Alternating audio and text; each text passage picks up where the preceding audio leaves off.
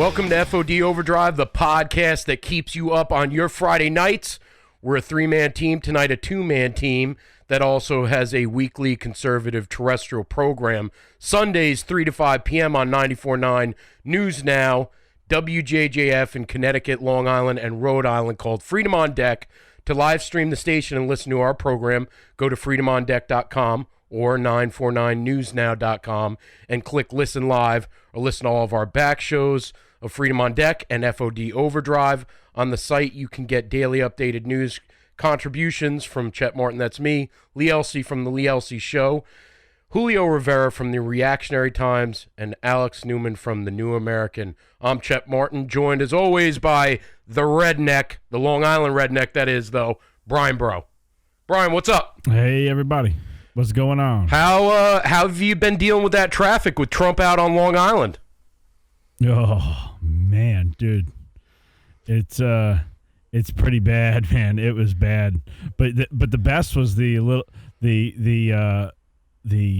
anti-Trump rally that they had in Watermill, which didn't look like there was that many people. All 30. There was a few. All 30. No, but you know, a lot of the liberals are upset. Like all the local Long Island papers are, we don't need him here after the tragedy that was caused by his rhetoric, and we're going to get into that because how about the tragedy that he's been cleaning up called MS-13? Absolutely, we should talk about that. Yeah. So, all right, I wanted to get into the two shootings.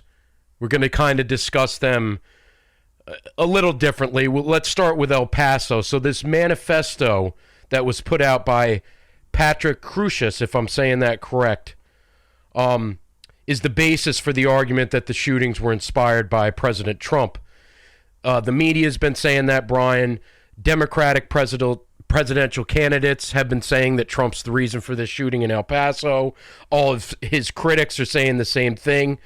The discussion was spurred by an article in the New York Times with the headline, El Paso shooting suspects manifesto echoes Trump's language. The story quoted just 28 words from the nearly 2,400-word manifesto. And it's a long manifesto. It's out there, folks, and if you read it, be prepared to read a good half hour out of your day to read the whole manifesto, I'd say, Brian. Now, yep. It noted that Crucius specifically wrote that his views predate Trump, and it warned that linking political speech, however heated, to the specific acts of ruthless mass killers is a fraud exercise. Nevertheless, the Times declared that even if Mr. Trump did not originally inspire the gunman, he has brought it into the mainstream, polarizing ideas that people once considered the fringes of American society. Democratic contender O'Rourke, an El Paso native, was much more blunt. 22 people in my hometown are dead after an act of terror was inspired by your racism, Mr. Trump. Unbelievable. Now, what he actually wrote, Brian, was a manifesto based on his political ideology. And yes, it was racist in views and dialect, obviously. We're not arguing that point. But on the political landscape of what he was talking about, Brian, I could almost make the argument that he was a leftist. Absolutely, because he even says in his manifesto at one point that the mainstream media will blame this on Trump, and and say that he was a Trump supporter. He says that right in his manifesto. Was that? Before you, and I'll let you keep going, that one stuck out to me, and I was wondering why he would put that in the manifesto, unless it was some kind of reverse psychology. I don't think so, man. I think people read into stuff too much. I think when these people do these things and they write these things, I'm sure he didn't. I'm sure he wasn't sitting down thinking, how can I throw him off the trail? I think they're obviously they're mentally ill. They have, you got to be pretty disturbed to, plan and plot something like that, Sure. So I think when they write when they take the time to write down why it is that they're doing what they're doing. I think you got to kind of take it at face value a little bit. And I don't think he was a Trump supporter. I think that he just saw. Remember that there's nationalism without it being racist or white supremacist or any of that other stuff. You know what I mean? And I think this guy just, I don't know. He grew up in Texas. Maybe, I mean, we see it here on Long Island. The amount of illegal that are, population that is here on Long Island. I couldn't imagine what it's like being down, on a border state. Now, he says in the manifesto, he cites immigration as something that's a cancer to our country, and he also cites what's happened in Europe. And, I know this is going to sound crude. Whoever wrote it, if it was him or some people are debating this and saying it wasn't him, that it was uploaded on 8chan by somebody else, I don't know.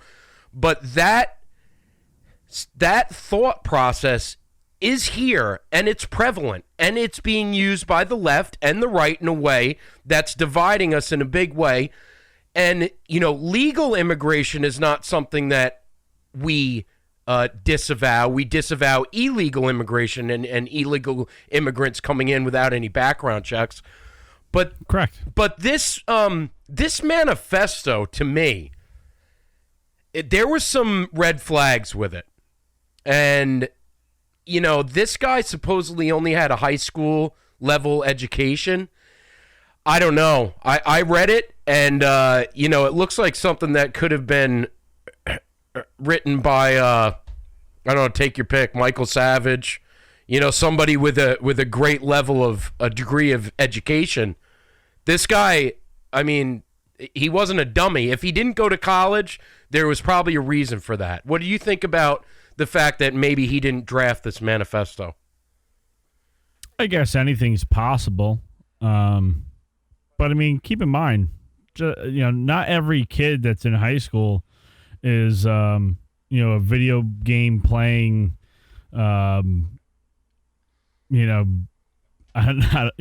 slacker, if for lack of a better term. I understand. What I mean? There are some pretty intelligent young people that are in our schools today, and one of the things that just coming to my mind now, as I'm saying this, is that you got to wonder what kind of rhetoric did he hear going to school from his teachers, from his leftist whack job nutcase teachers, because there's plenty of them. Yeah, there's plenty of them in our school system. And I think about that, and I go, maybe he was incited by the teachers that he was being educated by, not by the president of the United States.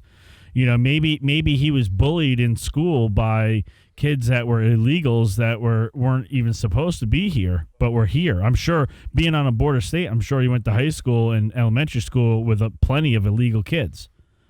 You know what I mean? Yeah. And oftentimes they're the minority down on those border states. So you don't know what pushed this kid to do that. You read the manifesto. Yeah, it could have been written by somebody else. It could have been written by him as well. And, there could have been a number of things that triggered this kid to do, to do what he did. But at the end of the day, I mean, really, it's about, how do you prevent it from happening again? And, and all this nonsense that you see coming out, red flag laws, this, that, and the other thing, it's like putting a bandage on a wound. You know what I mean? Yeah. Unless you take care of the issue, unless you get it some stitches and close up the wound, it's going to continue to bleed. They want to just throw anything that they can at this issue, without really taking the substance, and that's really mental health in this country. Well, and just so everybody knows, when I mentioned Savage, I was just pulling a political name out of my ass, because basically what I'm saying is the kid wrote it like a political thesis. I mean, that's the type of terminology used in it, and it was advanced. Now I knew some very smart kids coming in up through my high school level education that actually turned to drugs and never went to college and ended up being complete losers. So that does happen in life. Yeah, it does. You're a total loser. But, Brian, the other part of this is Dayton, Ohio. The liberal media is the arm of the Democrat Party, and that's obvious. They have totally whitewashed the story with this piece of crap that pulled this Dayton shooting off. Their arrogance or stupidity has reached unprecedented levels, and there's been some pretty explicit examples, but we've seen some pretty epic hold my beer moments, if you would say that. So I would. As various arms of this corrupt enterprise, which is the mainstream media, shows you that when somebody has a political ideology that is in line with theirs, they sweep it under the rug. So this kid, this piece of crap, and I don't have his name with me right now, but his shooting spree basically went uncalled by the media. They didn't want to talk about it. He was a supporter of Sanders. He was a supporter of Elizabeth Warren. He was a Satanist, which is interesting, Brian.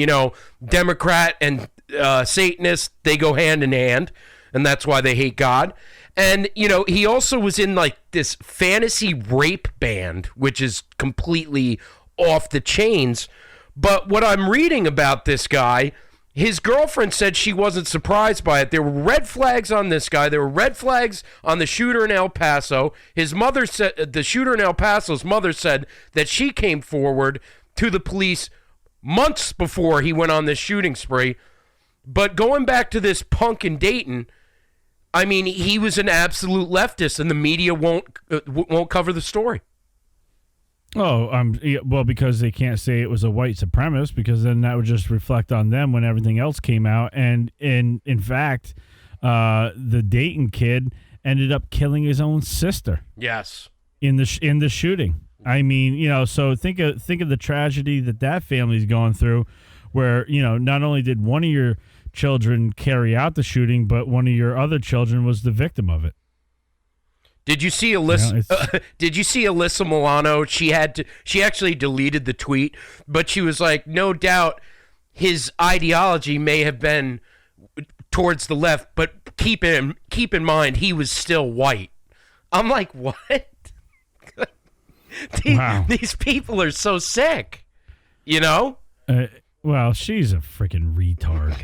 I mean, I can't even listen to half the things that comes out of that chick's mouth. I mean, who thought growing up that she would turn out to be such a nutcase? I liked her. But, when I was a kid, I liked her. Oh, sure. Yeah. What young adolescent male didn't? But I mean, it's like, right. Come on, man.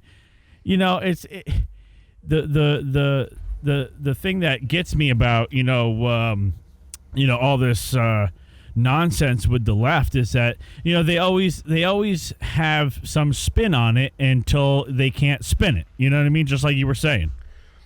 Yeah, her spin is, but he's white. It's just like, okay, you're white guilting me on this. Like you're white. You're white shaming me over somebody that has the same ideology that you do. Well, I guess the question would be is like, what if he wasn't white? Then what would the spin be? And you know what I'm saying? And there have been black mass shooters in this country. A lot of them. There have been foreign foreign people that the San Bernardino, right? Yep. Immigrants that were Islamic that carried out stuff. Pulse nightclub. I mean, so it's so stupid for them to go. All they're trying to do is they got an election coming up.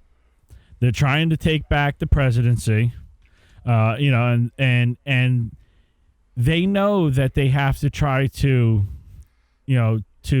paint this president in the worst possible light. Nazi. They have to spin. Yep, they have to spin everything. He's a racist. Come on, man.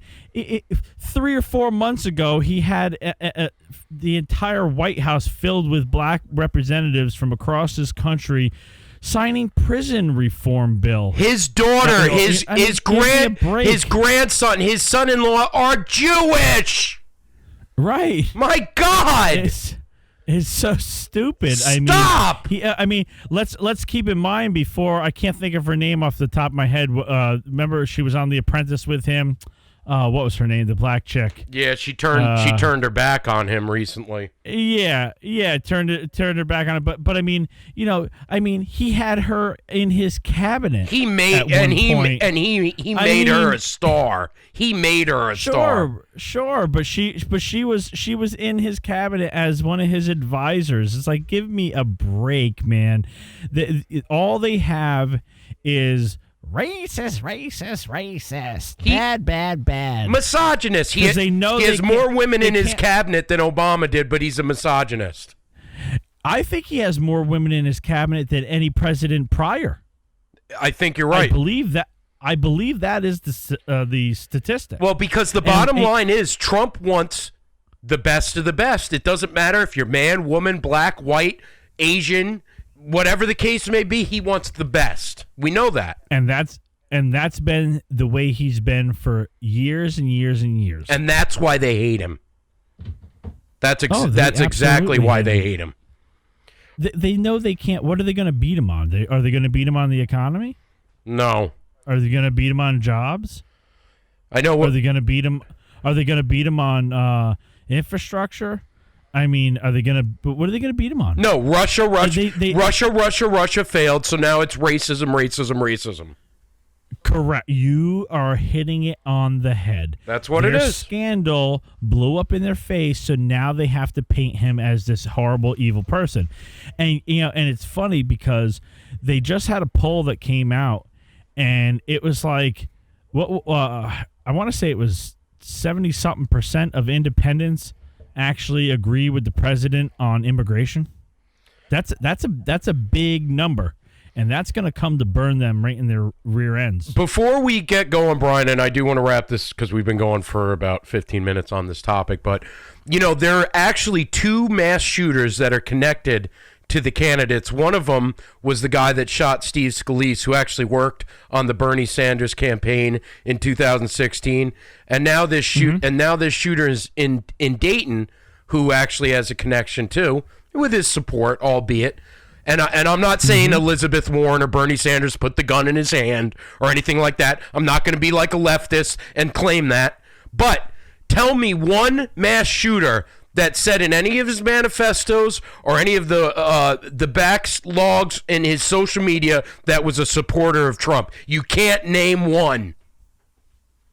Bottom line. No, because I mean, let's face it. There's a mental illness that comes with living the kind of values and lifestyle that the left have. Yeah. Sorry.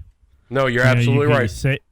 Say you can hate me, say what you want, but that's how I see it. I mean, the things that they stand up for, it's horrible. It is horrible. It's death. It's a death cult. All right, folks, are you getting frustrated with the trusted conservative sites and magazines turning left? Do you really want to read Bill Kristol in the National Review? Is the Weekly Standard supporting our president enough? I don't think so. Instead, go to thenewamerican.com and get your subscription to the New American magazine. The yearly subscription is affordable for both the magazine and online, and you can read pro-Trump, truly conservative contributions from our good friend to the show, Alex Newman, Bill Hahn, and so many others. Go to thenewamerican.com. All right, Brian, this story is sick.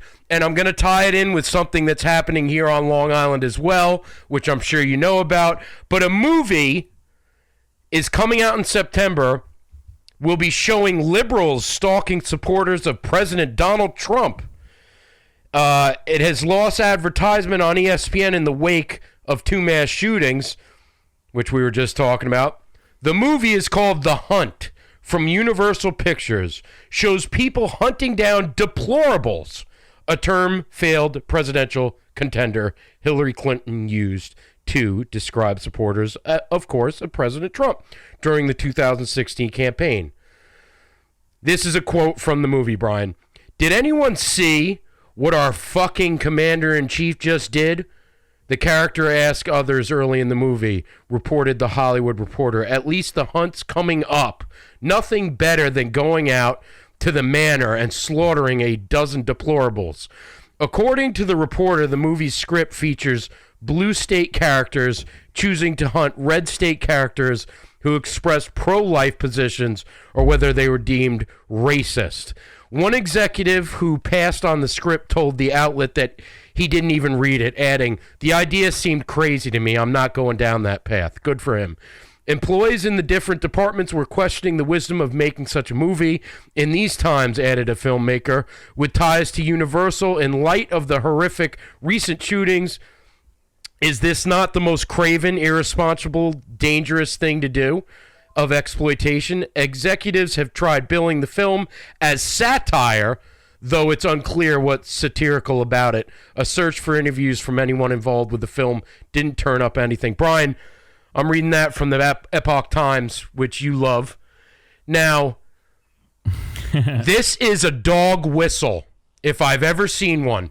They're putting out a movie. Now, they're not saying President Trump. They're not saying Trump supporters, but they're saying hunting deplorables. We know what this is all about. Of course.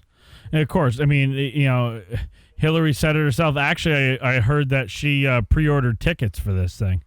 Oh, okay. Yeah. All right. Good for her. Good for her. She blocked it out. She's going to be there. She's going to be in line. I bet. No, but when you look at this type of thing, and they're talking about the president and rhetoric and all this nonsense, you kind of lose your argument. Right? You kind of lose your. Yeah, you kind of lose your argument when you're sitting there pounding the pulpit talking about how horrible it is that somebody else is doing a certain thing, and then turn around and do the very thing that you're saying that other person's doing. You not only lose your argument, but you're a hypocrite. And I couldn't imagine if there was a movie that was going out and hunting Democrats, you know what I mean, or Antifa, or any of that other stuff. It's just sick. Yeah, I wouldn't support that, but at least the storyline would be more believable. We know how to. I don't know that liberals know how to pull the trigger, let alone operate the gun that they're using. But But I shouldn't joke like that, because we do understand that obviously they do after we've seen these mass shootings.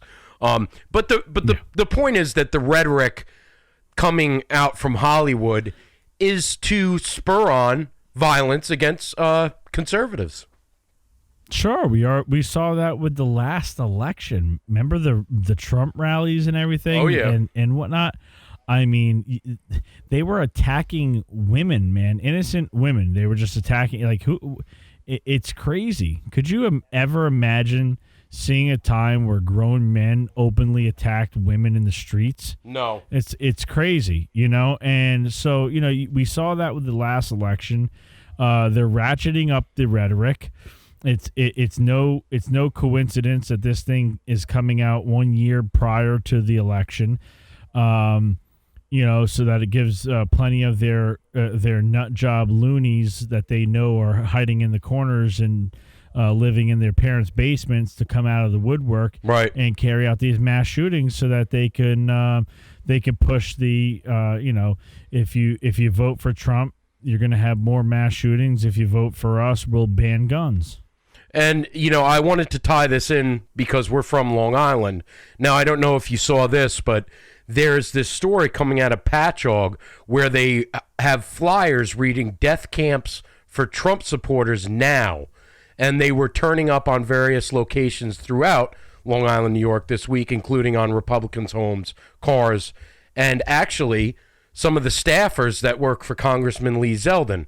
It was reported on Tuesday that a member of the Shock Theater Group had taken photos of multiple flyers hanging near local businesses over the weekend, but he denied having anything to do with the flyers. Now, they know that he did it. He actually admitted to it.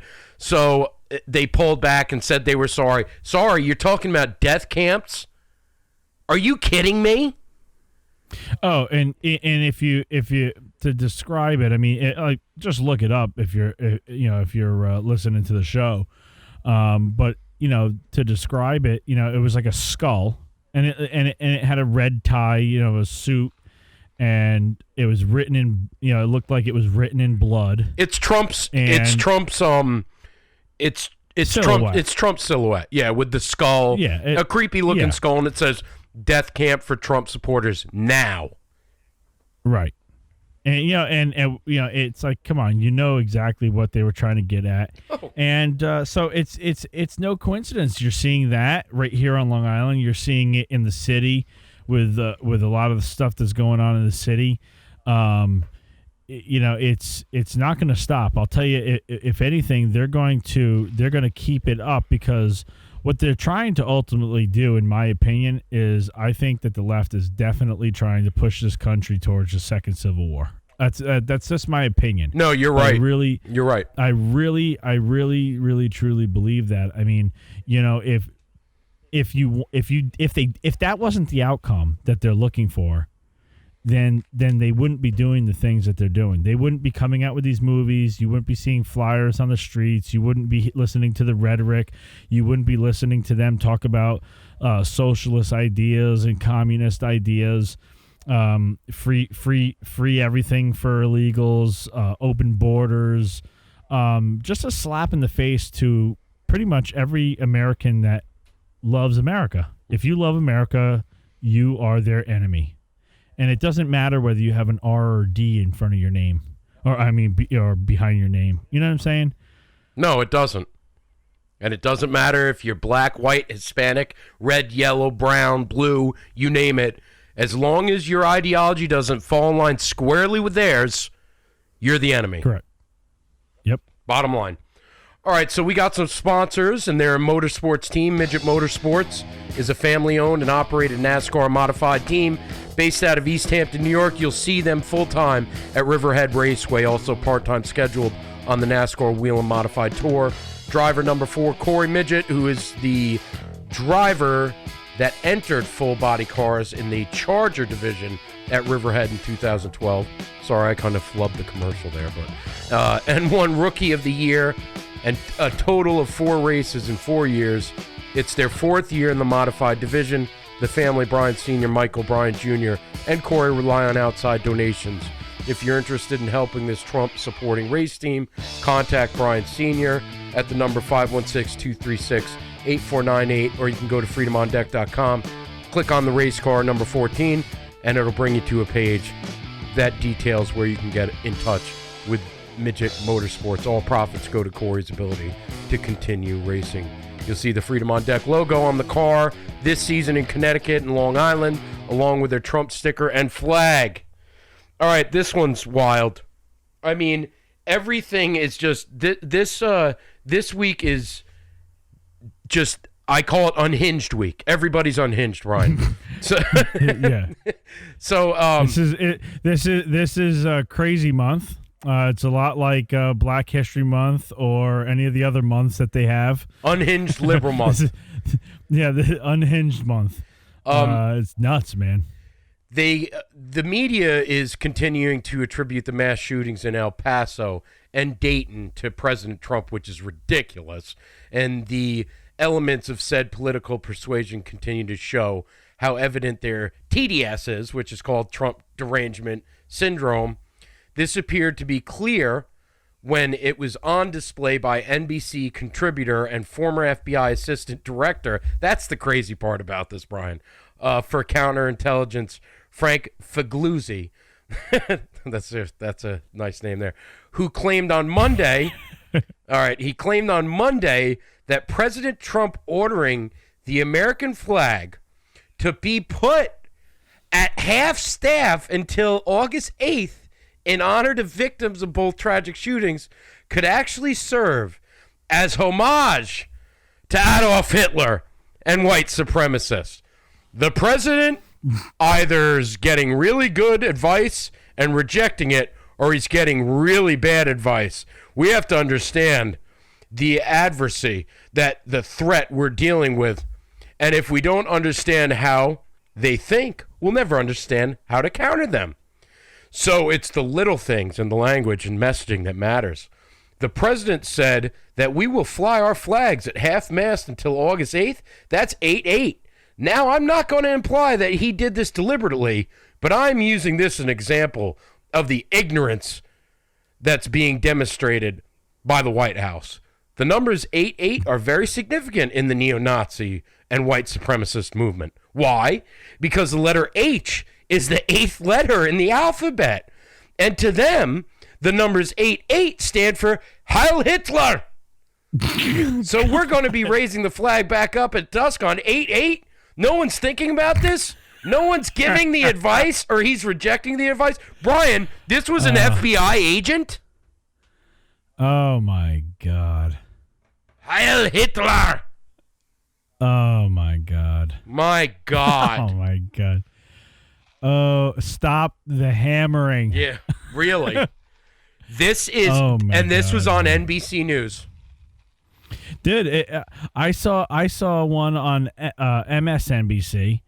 He was a black contributor saying basically similar things, and it's like that the president is communicating with white supremacists. Yep, subliminally, with his facial expressions and with the things that he says. Yeah. And I was just like, what? These people, they're unhinged, but that's like we were just saying before. It's all part of the plan. And what can you say to that? It's like how stupid was Obama? Was he saying subliminal things and doing subliminal things for ISIS? Like when they would behead Americans over there, Jihadi John would behead a couple of our journalists. No, he just wasn't. He just wasn't giving a shit.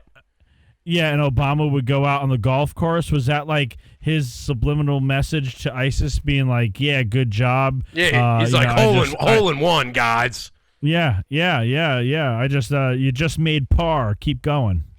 Yeah, it's so stupid. As much as we hated Obama, and let's make no bones about it, me and you can't stand Barry. No, I don't like Barry at all. When the shoot, let me just get this out, Brian, before you continue. When the shootings occurred in Dallas, when that madman shot all those police officers at that Black Lives Matter rally, when the police were protecting the marchers for the Black Lives Matter movement, we could have easily blamed President Obama. Certainly his rhetoric could have been blamed, but I didn't do that. I didn't say, this man's a racist, he hates white people, this is why this is happening, goddammit, and we need to go to the streets and picket. No, I didn't do that. We did a few radio shows on it. Actually, one of the gentlemen that did the show with us said he understood why it happened, but I'm not going to get into that. But, what I'm trying to point out is I never blamed Barack Obama for the shooting that occurred that day, and I easily could have. Well, you can't really blame the president for any... Just because a citizen in this country decides to carry out a heinous act, all right, I'll bring it up because it happened yesterday. But yesterday you had a young lady in broad daylight in Manhattan raped on the streets. It was like 7:30 at night. Or 2 days ago, I'm sorry. But, and the NYPD is looking for, anybody that, can help with identifying the guy. But he raped the girl, 19-year-old girl, in broad daylight. Wow. Black man. He looked like he was probably, an immigrant, black man. But, you think about that and you go... And in the article, in the Post article, it said, "Oh, and someone called 911," and I just thought to myself, somebody called 911. You know how many people are walking the streets in Manhattan at 7:30 at night? How come they didn't beat his ass within an inch of his life? He was raping her in front of people? Broad daylight, man. 7:30 at night. You know, listen, it's August. 7:30 at night is not dark. No, it's not. You know what I mean? Broad daylight, man. On the street? On the street? On the streets. Not in an alley, on the streets of Manhattan, bro. Oh, he's a freaking Muslim, I guarantee it. Yep. And yep, that's what I was thinking to myself. I didn't want to say it, but you're saying, but I said to myself, all those people and nobody, this is America. Nobody did anything, man. You know, what are we turning into? You know, Europe? France? That had to be, there's no way crowds didn't do something. Nope. He got away. They are looking for him. He got away. But how many people saw that though?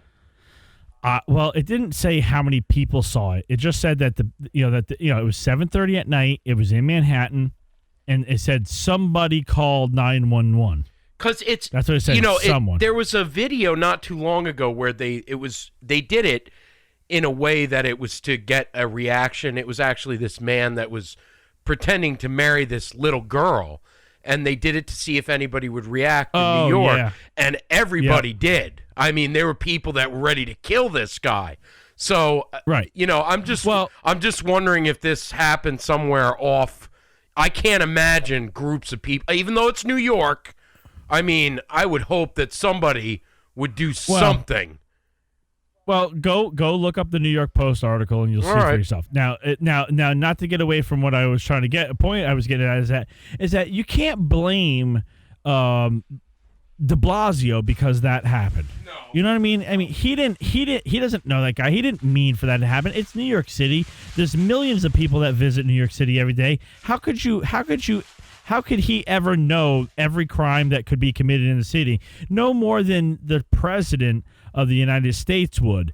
And getting back to Barry, it was not Barry's fault, but let's be clear. Barry had 28 mass shootings in 8 years. Largest amount. By far. No other presidency even comes close. Trump has 3. Right. Under his watch in nearly 4 years. So it's like, so when you start looking at this and you're going like, was people saying, about Barack Obama, hey, we need to take to the streets like you were saying. We got to rip him out of the White House. Americans are dying here. No, because if you even said anything critical of him and his administration, you were characterized as a racist. The same way as if you support Trump, you're a racist. Right. Well, you're damned if you do, you're damned if you don't. You got that right. And the other part of this whole discussion is that it's really hitting an all-time fever pitch of hatred coming from the left. Like I said, we had these terrible posters put on staffers from Lee Zeldin's staffers of Lee Zeldin's office that are being left. You had Mitch McConnell, who I'm not a big fan of. He I guess he broke his leg or he broke his arm. These people gathered outside of his home, protesters as they were called, which they weren't, that were chanting that he needs to be stabbed through the heart. Did you see any of those videos, Brian? It's insane. And they didn't get arrested. Unreal. It was unreal. They were and they were chanting, Mitch, what were they chanting again? I'm trying to remember. It was Mitch in a ditch. Mitch in a ditch. And then they were saying, stab him in the heart. And it was like these Black Lives Matter protesters, they're in front of his house. And this one woman, she's saying, oh, he ain't getting no rest. If them babies on the border ain't getting no rest, he ain't getting no rest. He should have broke his turkey neck. And I'm like, I'm not a fan of his, but my God, like the guy just got out of the hospital, and these people are harassing him. And Brian, it was like at 3 a.m. No one was arrested. No one was arrested. Well, I'll tell you what, man, it's gonna spark off, that type of thing, because what's gonna happen is, they're gonna take it too far. They are gonna hurt a Republican representative or senator or even on the local level. Something's gonna. Well, they did with Steve Scalise. I mean, they didn't kill him, but he's still He's still in treatment. He's still never going to be the same. Yeah, but that's one. I mean, no. What I mean by that is like that's one lunatic trying to basically like these mass shooters. I mean, what I'm talking about is Antifa or Black Lives Matter or any of these fringe groups are going to take it. They're going to take it too far. And they're going to start riots, and things are going to get worse and worse and worse. And eventually, I'm telling you right now, eventually it's going to get to where when people don't feel safe in their own communities, in rural America, that's when it's going to pop off. Well, I'll tell you this. The right has not clapped back yet. And when they clap back, it's going to be major. It's going to be felt. So be very careful. I'm telling all you leftists. You think that you have the advantage? You do not. Be very, very careful. Because that clapback is going to be a wave. And it's going to take your ass out. So, anyway. All right. The John Birch Society helped America elect President Reagan in 1980 and President Trump in 2016. They're going to help President Trump get elected in 2020, and they've rallied the conservative base for over 50 years. Go to jbs.org and join and receive a good conservative group behind you. JBS has affiliates like the New American Magazine, American Opinion Foundation, Freedom Project University, Freedom Project Media, and Freedom Project Academy. Print membership is only $87. Digital membership, even cheaper, $47. Come on, folks. Go on over. Tell them Freedom on Deck sent you. All right, Brian, this one has been talked about a lot over the past few days. And it's basically about President Trump talking and thinking about red flag laws. Texas lawmakers have blocked those bills in the past, but in the wakes of the shooting of El Paso and Dayton, Ohio, the president and Congress are discussing laws blocking access to firearms for people considered an imminent threat. But here in Texas, sorry, I'm quoting this from Texas media, bills that would have made little traction. So, all right, let me get off this because I'm reading it in a bad way. The president right now is considering red flag law, which to me is a slippery slope. Right now, you have Senator Graham and Senator Stolen Valor Blumenthal constructing a bill which would be a red flag that if anybody has any kind of concern, they can call their local police department, Brian.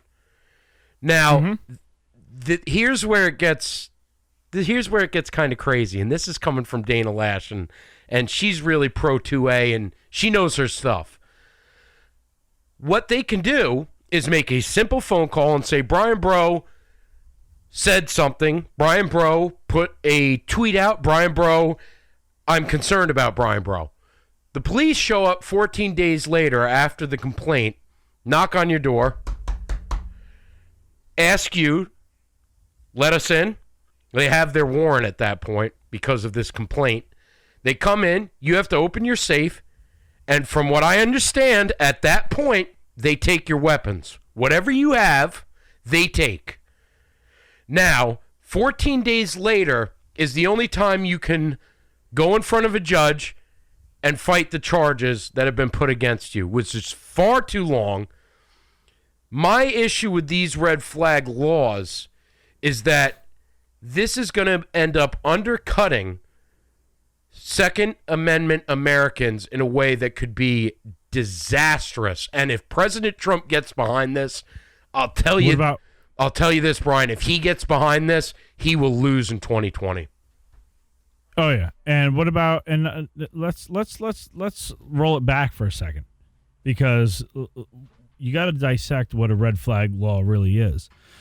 What a red flag law is it's usurping the Fourth Amendment. Right. Okay? And it is violating your right to due process. You see, if there's evidence, first you have to have evidence of a crime, okay? That Chet committed a crime, okay? And they have to have enough evidence to present to a judge to get a warrant to arrest you, all right?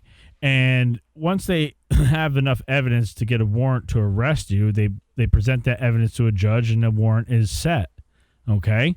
So there's a due process there. You're then arrested.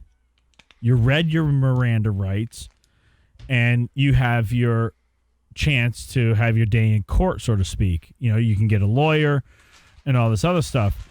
But there's evidence that you had committed a crime, okay, to bring these charges against you. With the red flag law, there is no crime. There's no, and you don't have to present evidence. And you don't have to present evidence of a crime. So I don't know how this would float in the Supreme Court, and you know that this would be challenged in the Supreme Court, and you know, because that's the thing, is that you're because the Fourth Amendment protects you from illegal searches and seizure of your property. You know what I'm saying? So they are taking your possessions without you committing a crime based on the notion that you may commit a crime or may be dangerous. Right. You get what I'm saying? Yeah, you no, see what I'm saying? and I understand that. And, you know, I was listening to Mark Levin on Thursday night, and he said there's no way the president's doing this. So that, you know, he's just trying to appease right now. He's not going to go forward with this. But the idea is being put in motion. Now they're talking about these red flag laws, and that's what concerns me. So if my neighbor who sees that I have a Trump sticker or whatever, he might say, you know, screw him. I'm going to call the police and tell him that he threatened me. They can come into my house and take my gun. It's ridiculous. So that's what we have to watch out for that. That's very statist. You're hitting the nail on the head, because they do the same thing right now on social media to conservatives. They simply report one of your articles that you shared an article from Reactionary Times or the Epic Times or whatever, of Breitbart. Remember when you got freaking flagged for Breitbart? Yes, I was pissed. I'm like, it's from Breitbart. You shared an article written by Breitbart on Facebook and got put in Facebook jail. You got banned on Facebook for a period of time because you shared an article. It wasn't your article. It wasn't a meme that you made. It wasn't a post that you wrote yourself on your page. It was simply sharing an article. And somebody was able to report it, and you were held responsible, and Facebook banned you. So what are they going to do when they do these red flag laws and the left starts? I mean, we've already seen it. Remember when they posted all the law enforcement and their homes and everything else? Remember when they posted all the registered pistol owners and they were showing the dots where these people lived? All over New York State? Absolutely. Remember that? Remember that? What about this week? Joaquin Castro, who is the brother of Julian, he posted all the Trump delegates and Trump supporters, not Trump supporters, but Trump contributors on a Twitter feed. He put this tweet out, and he put their addresses. He doxed them. Right, that's what I'm saying. The ironic part about that was when he did it, he didn't realize that some of those people contributed to him and Julio's campaign. A total idiot. And why did he put their addresses out there? He put them out there so that they would be in danger, and he should be arrested right now. Correct. So that's my point, is that if they're gonna dox pistol owners in New York State, now they know where these people live, and now people that are from the left, okay, that are part of the party, now they can turn around, instead of going after the NRA, they're going to start going after the gun owners of America, and they're going to start, and you're going to start seeing these red flag cases like wildfire, and it's going to be sick. It's going to be sick. You're basically going to be a prisoner in your own home, hey, maybe that's what starts the Civil War, because something's going to start it. Something's going to start it. People are not going to take having their rights taken away. They're not going to take being made into just this victim society, so to speak. I called into Lee Thursday night because first of all, everybody out there, Lee Elshe's a morning show guy on the station that we're heard on the terrestrial FM dial, and he fills in for Wayne Allen Root every Thursday. And I called in because Lee said nobody's coming for your guns. They're not coming for your guns. And my point to him was, it's not the idea that I think that there's going to be like this massive raid where everybody goes house to house and takes our guns, but it's going in that direction, right, Brian? I mean, it's leaning that way, and it has been for a while. But what concerns me is even under President Trump, it's still leaning that way. And I'm worried about when he's out of office. Well, I mean, let's keep in mind. I mean, Trump is if you want to call him a Republican, he's a centrist Republican. You know what I mean? He's like more of like an independent, really. Yeah, I feel he's a nationalist. Right. So, being a grandfather, I'm sure he thinks about these things, and what state is this country going to be in, and what type of life is my grandchild going to have growing up in a country where mass shootings become the norm. And I'm sure that probably goes through his mind. At the same time, let's keep in mind that Donald Trump is also a registered pistol owner in the state of New York. Yes, he is. I mean, so he is a gun owner. Yes, he so is. I mean, I'm sure he's trying to say, as a leader and as somebody who obviously is going to be up for re-election here in about a year and a few months, he doesn't want to sit there and say, nope, I'm not. I don't have to hear what you guys are saying. You're wrong. I think as a businessman, he always is willing to go to the table and hear both sides of of the case, so to speak, and see what the ideas are and what people have to say.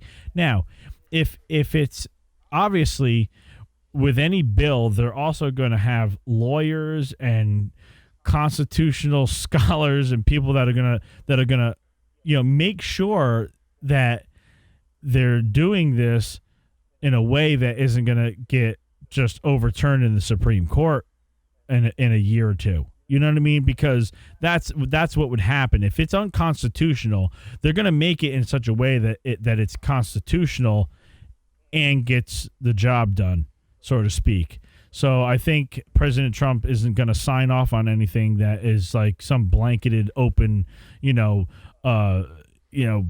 calling card for the leftists to just start targeting good people for no reason. No, I think you're right, and I'm certainly not saying that President Trump is going to lead us down the path of disarming citizens. That's not my point. That's not what I meant. What I meant was, if he, by chance, strays towards that, it would not be good for his reelection. No. So he has to stay on board with the gun owners of America, and I'm sure he will, because he has to. I mean, his constituents lie with the NRA and with us, so that's part of the deal. So the bottom line is, this violence has been going on forever. This didn't start under President Trump. And what we need to do is find out why it's happening so much. The HIPAA laws in the United States of America, which you have talked about many times, to be made available to reconstruct how people are conceived in this country as mentally ill. That should be something that we look towards. And I wish I not to cut you off. I wish I could have 5 minutes with the president. Yeah. Because that is the most important thing right there. Listen, you're not going to combat alcoholism by banning cars and making everybody walk. Right. No more than you're going to stop gun violence by banning guns. And you got to get to the root of the problem, and that's mental illness in this country. The amount of psychotropic drugs that are being, just pumped down our people's throats. Unreal. from the time that they're adolescents. I mean, how many kids are on Ritalin today, man? And their brains, your brain is developing big time. From the time that you're born until the time that you're around 20 years old, 21 years old, and so you take a kid that's 13 years old and, he's a little troubled. Maybe he's got some behavior issues. Maybe he's not doing so hot in class and whatnot. And they pump him with Ritalin. Not a good thing. No, it's not a good thing. And then all the places where we had, mental health institutions, and then we let them out on the streets. They passed the bill, and now, we don't have really too many of them anymore. And these people are, roaming the streets, and I've said it before, somebody could be diagnosed as a schizophrenic or borderline personality disorder, and they can walk in and purchase a firearm. And because they've had no run-in with the law, they can purchase that firearm. And I don't know about you or anybody that's listening to this show, but I'm not comfortable with somebody that is a diagnosed schizophrenic having a firearm. No. And, that goes to my point of law enforcement being better. It's just like Scott Israel and his Keystone Cops over there that had visited the Parkland shooter over 50 times, and he was still able to keep his guns. That kind of stuff I understand. There should be a mental health evaluation when it comes to purchasing a firearm. I agree with that. Or if somebody is diagnosed with a mental illness, you can end that simply by if you mandated every medical professional in this country and you mandated them to report cases of diagnosed mental illness to the NICS system. Mm-hmm. When somebody with mental illness went to try to purchase a gun, they would be denied. Period. It'd be a great. Now it works. Yeah, sure. Just like somebody that has a felony conviction goes to purchase a gun, they're denied. That's it. Right. No, it makes perfect sense, but that's the thing about rule and law in America. Nothing makes sense. Everything's got to be a pain in the ass, right? So, right. Hopefully we figure it out. I don't want these shootings happening, but at the same time, Brian, it's funny. over the weekend when we had those mass shootings happening, over 50 people in Chicago were shot. 14 ended up dead. And if you go through the month, it was actually over 50 people that ended up dead in Chicago. But no one talks about that because that's taboo. Because it's in a liberal district where the illegal guns are being used against the black citizens of Chicago. And if we talk about that, then we have to talk about the corrupt Democrats that are running the cities. And they would just turn around and tell you that that's a Republican talking point. That's true. That's true. Listen, everybody, we're gonna cut it off right there. Come and listen to us on Sundays, 3 to 5 p.m. Eastern Time. FreedomOnDeck.com. You can live stream us there, or you can go to 949newsnow.com. I'm Mean Chet Martin. That's my buddy, the Long Island Redneck, Brian Bro. Brian, I'll see you on Sunday. All right, brother. Good night, everyone.